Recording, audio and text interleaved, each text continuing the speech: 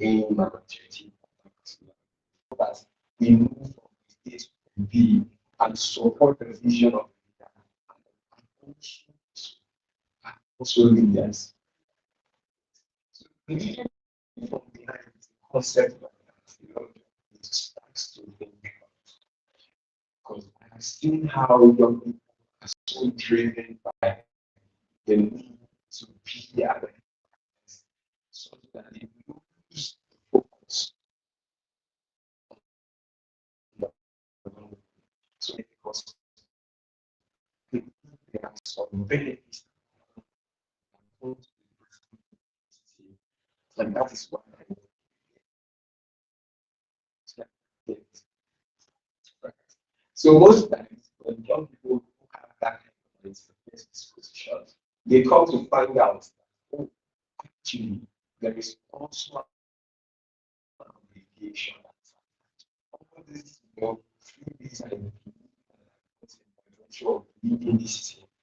They are actually not freebies, but are actually things you have to work for. They are actually things if you do not have the right standing, right knowledge, and right attitude to work, you won't even be able to get any of these things for yourself. So most of the time, when we refuse to lead from behind, we end up becoming a figurehead. And then we have nowhere to go, nowhere to turn to. Why? Because we are not imbibing ourselves that passion to want to lead, even from being and not necessarily from the top of the table. Yeah. So having said all of this, and my definition of leadership is influence. It's not positional. Is a person who has a vision, who is empathetic, empathy and sympathy are two different. A leader is somebody that understands themselves in the same situations that these people are in. And by so doing, they understand, oh, okay, this is what these people are feeling, this is how these people feel, whatever. And with this information, he would make the right decision and the right choice of the direction to go. So a leader that is not representative will make decisions that will hurt the team. Yes, on the long run, they can achieve the goal, but then as was you know, losing a huge chunk of the team members, losing the people's trust, and losing people's commitment. That's what we have. So a leader is not somebody with a tunnel vision. Because several times people say, oh, a leader is somebody that has a vision, he sees the goal and aims at it and tries to get the goal and that's all that matters. No, that's not all that. A leader is imperfect. You have to put everything in every challenge. And this will help you to make the right choice and the choice that will bring the people for things and complete them and buy in their support to your agenda or the agenda that doesn't pursue. A leader is somebody who has the courage to step up, to speak out, and to serve. It is a very, very important definition of leadership. You must be able to serve. A leader is not the person, I see a lot of leaders when you become the leader, whenever the plan is going on, the activities are going, people are doing the work.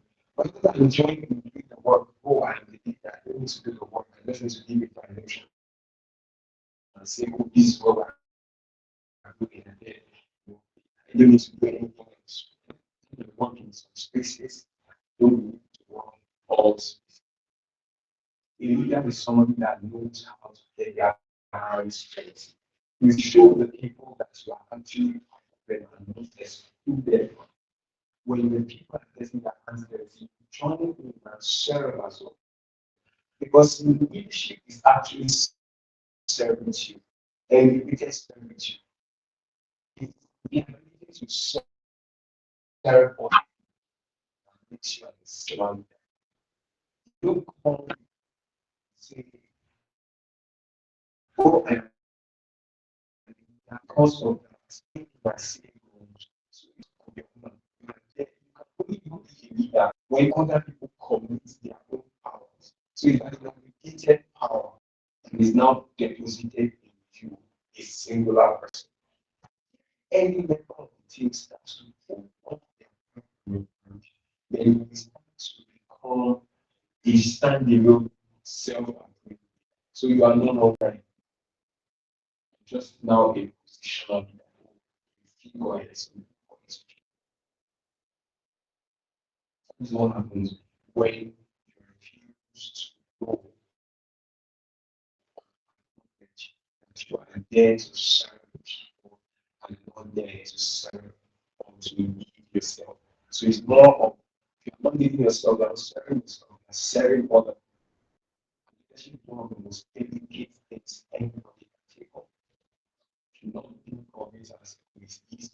Leadership is delicate because it starts putting other people's destinies, other people's future in your own serving yourself, serving others. Leadership is one of the most delicate things anybody can take up. The reason. Can you hear me clearly now? And everybody hear me clearly now? Yes. So I know the reason. I know the reason. Sincere apologies. Thank you. So I will be clear from now on. So let's just continue. I'm hoping that everybody got most part of what I've said earlier. Thank you, sir. Okay, thank you very much. So as I was saying earlier, so I was trying to describe who a leader is and who a leader is not. You can know who a leader is by knowing who a leader is not. So a leader is not despotic. A leader is not, yes, authoritarianism is a form of leadership. Despotism is a form of leadership, but that is not what leadership is, right? So I'm not going to come here. Well, as I said earlier, I studied international relations at some point, so I know, there's realism and there's neorealism and there's all of that, all of that. So I'm not an idealistic person. I'm more of a realistic person. So it means there is no absence of, before you know that there is good, there has to be bad, right? So bad leadership has to exist for something that is called good leadership or ethical leadership to exist. So if you understand what leadership is not, you will definitely understand what leadership is. So having said all of that, I would like to move on to the next thing. So youth leadership today. When it comes to youth leadership today, I would say that one of the things that we need to get right as a people is the fact that, or is that young people, a lot of young people are actually not ready to lead. I'm sorry if I'm stepping on any toe or anybody's, activism spirit is being hurt right now. But that is the truth. Young people currently, most of us, I use myself, I add myself to the list because I know I'm also a young person. Most of us are not ready to lead. We are not ready to take the positions. And why do I say this? We have seen an increasing number of young people who have had the opportunity to take on leadership roles and flopped. And some of them have even done worse than what our so-called, older people have done. And this is merely because some of us, right? I will not say all of us, right? Some of us did not get it right fundamentally. We did not get it right to first off understand ourselves, understand our position as a leader, and what we are supposed to do as a leader. That is why you see young persons in leadership positions. I'm talking about positional leadership now, and they find it really hard to actually cope. They find it hard to implement things that they have promised people to do before. So now they are going there, just for themselves, forgetting that the true essence of leadership is in servitude. Now, youth leadership is expected to be driven by one thing: purpose. Why do you want to be a leader? For those of us that are students who have passed through students' life, I used to be a student leader then when I was in Lagos State University. And whenever a student is interested in running for a leadership position, you know, some of them approach me. Oh, um, I used to be known as Abani Wonder in school. So, hey, Abani Wonder, I'm interested in going for the leadership position, this and that. And my first question is, why do you want to take on this position? And most of them have no response other than, you know, um, I want to represent my department. I want to do this. I want my people to be heard as well. There's been a lot of corruption, a lot of selectivism, and I want to change that.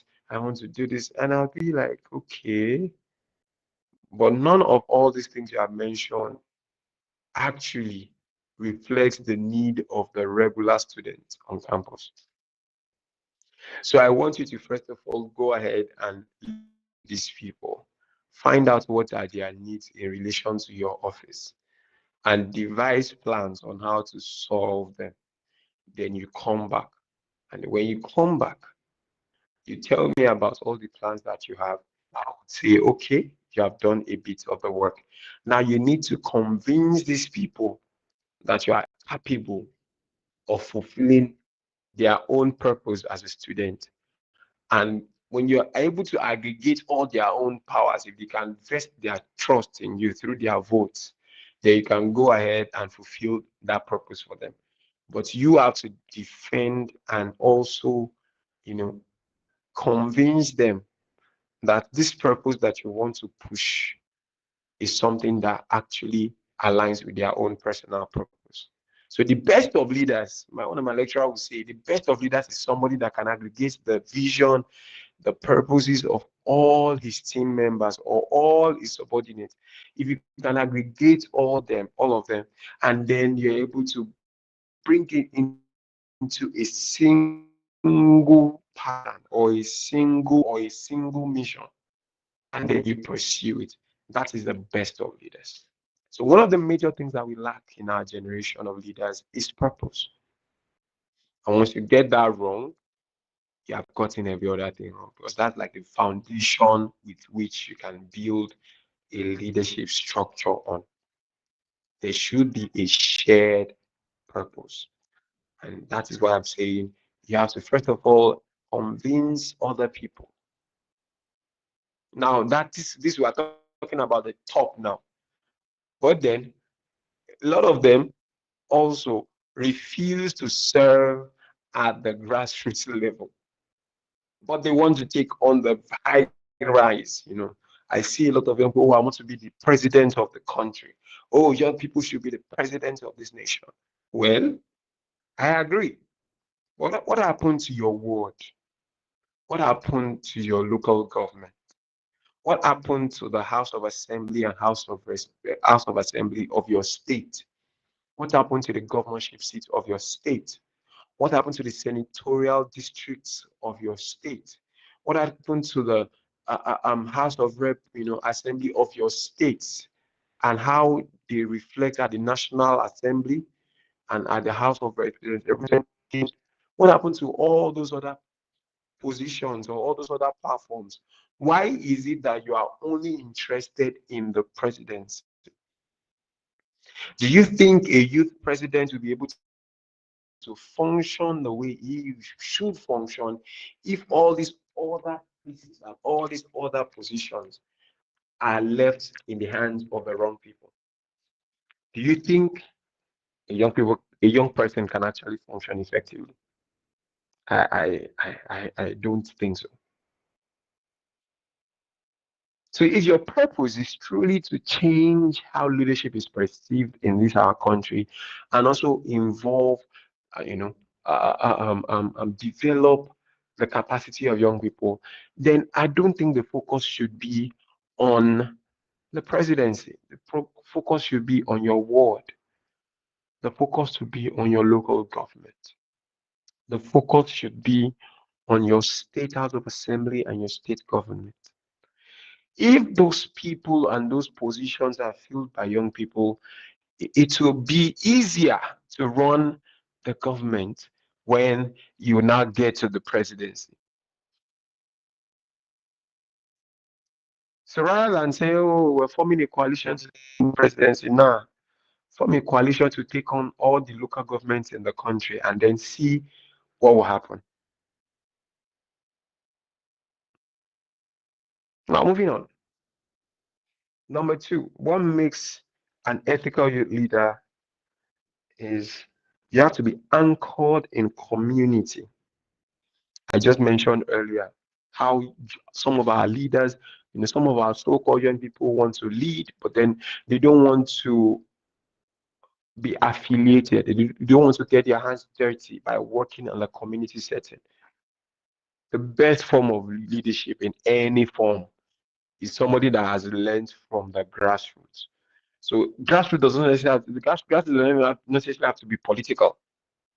You want to lead in the corporate world, you have to have served in the most smallest capacity.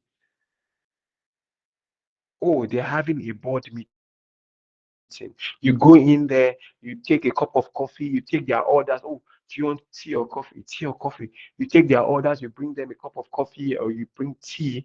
Oh, you are in this meeting. Oh, you want to take pictures. Oh, I can take good pictures. Let me help you with that. Oh, you want to write something. Oh, I can take good minutes. I can write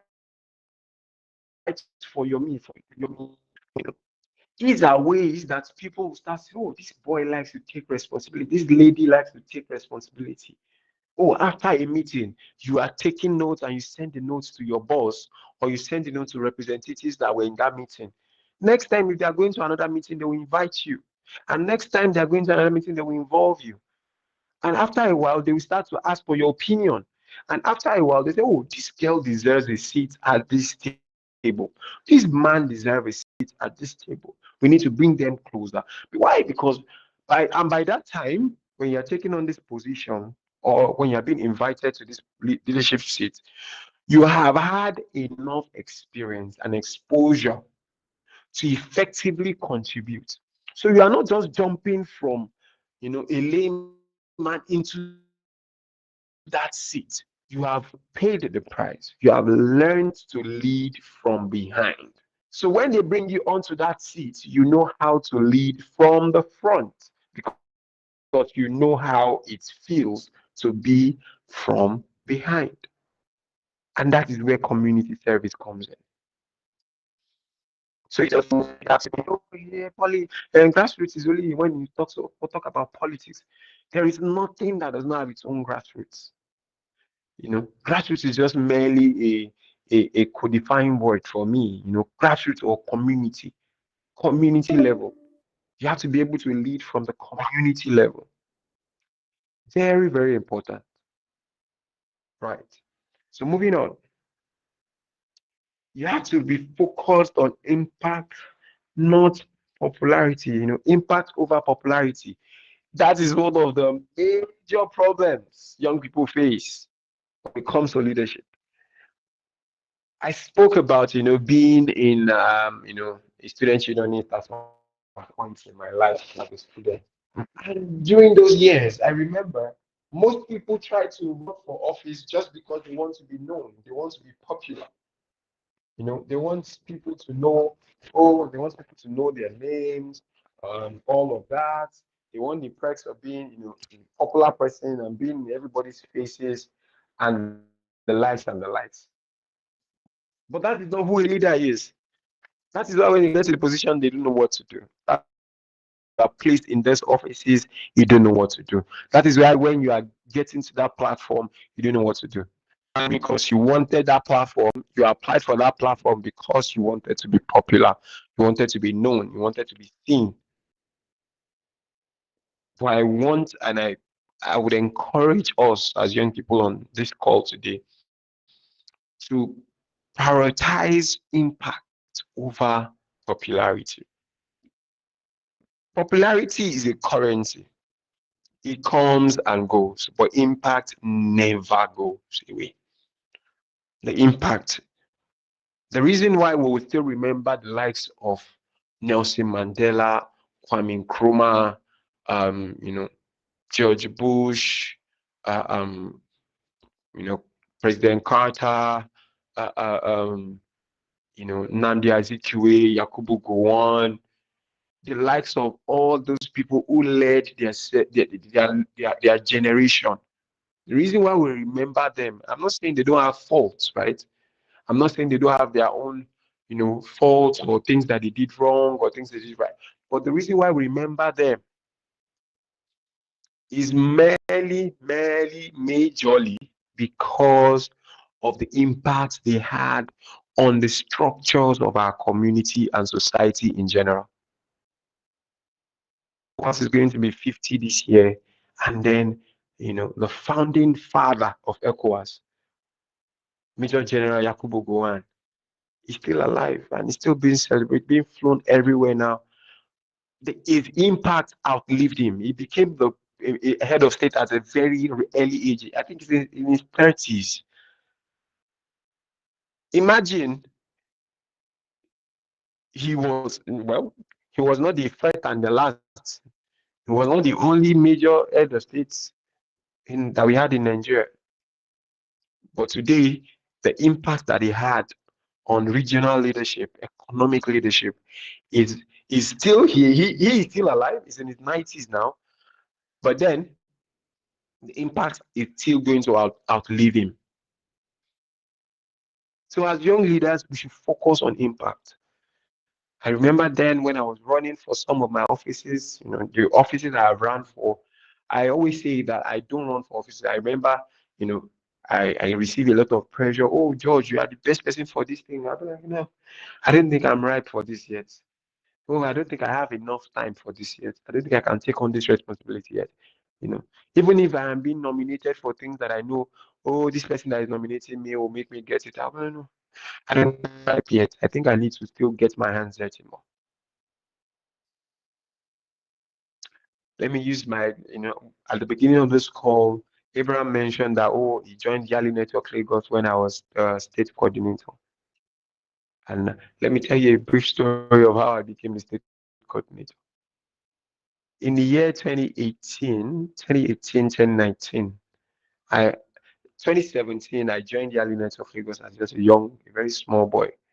And then in 2018, 2019, I saw a need. I wanted to cover that need. I offered to run for office as a supplementary election, right? I said, oh, they said, oh, okay, let me come and serve as secretary. I don't like writing minutes. I did not like writing minutes. But I offered it. And after that, oh, George, you are the next person because I was so active, I was so present, and I contributed so much. Everybody started saying, oh, George, we think you should go for coordinator. We think you should go for, and I was just a student. I said, I'm not ready for that type. I think I have a lot to learn and I want to learn. So rather than run for all those offices, no, let me just run for office of project manager. So that at least now I know what the secretarial duties are and I can maybe function there. Let me become the secretary and let me see how well, and let me become project manager. Let me see how well I can actually function. And then I ran for that position. The election was tough, but I won. And then after that position, everybody said, okay, George, now you have learned the two major arms. I think the next position is to go for, you know, the president, the state coordinator. I said, no, I'm still a student one. I don't think I have what it takes to actually be in that position yet. Let me run for the deputy coordinator's office. At least as a deputy, I have very close proximity to the coordinator. I can still learn so that by the time I become the coordinator, I have enough understanding of what it takes to actually run a peculiar organization like Young Africa Leaders Initiative Network in Lagos, Nigeria. And by the time I ran for office of coordinator, now, mind you, 2018, I ran for office in 2014. I said 2014. I ran for office in 2024. Now, from 2018 to 2024, that amount of experience and exposure that I had cannot be beaten by any. And by the time I became the coordinator, I did my best, contributed my quota, and I stepped away as I should. Did I face challenges? Oh, lots of them. Did I have problems with my team? Oh, plenty.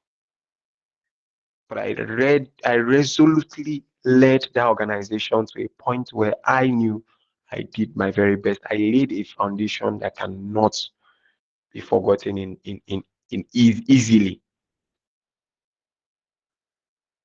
While working in those several positions, I was shaping the organization in a way that can help me manifest the purpose that I have for it at the time I am ready to take on the leadership position. That's a top leadership position.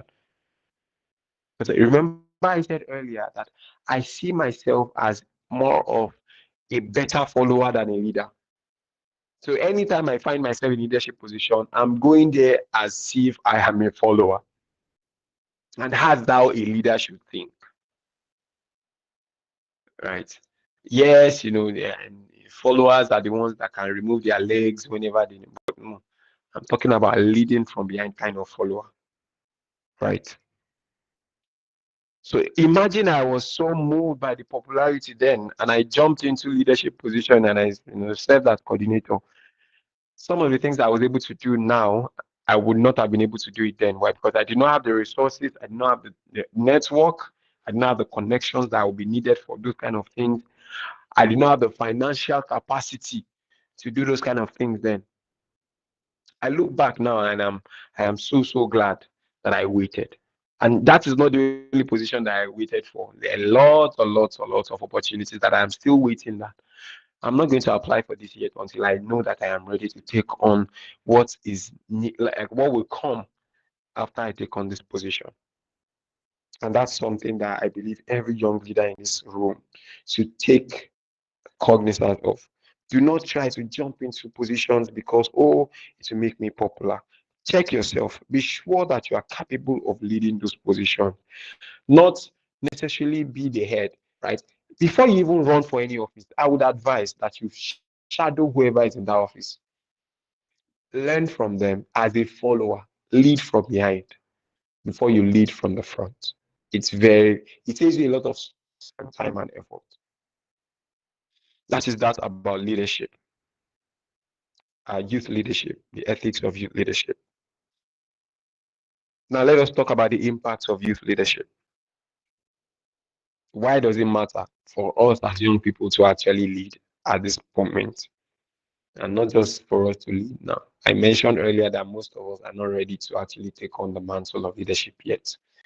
And these are some of the things I've mentioned are the reasons why I believe. Because some of these things are still found wanting. We're still lacking in some of these things. You want to be the president, but you don't want to be the local government chairman. I'm just using the political leadership as an example. You want to be the MD of the organization, but you don't want to be a regular staff first. You want to be the director of programs, but you don't want to be the program officer. So when you get to there, that's why I see a lot of people start businesses and those businesses fail. You want to start a business, but you don't want to first of all go through, work in an organization where you can learn the ropes, grow through that organization, so that when you are starting your own organization, you know how not to fail, you know what not to do. That is something we are lacking. We are impatient. We want it now and fast. But leadership does not work that way. If you do it fast, the same way it was fast to get it, that's how fast it will be to lose it. Yes, we have the demographic power. I know more than 60% of Nigerian population is young. We're below 25. And, in this our generation, talking about, late millennials and Gen Zers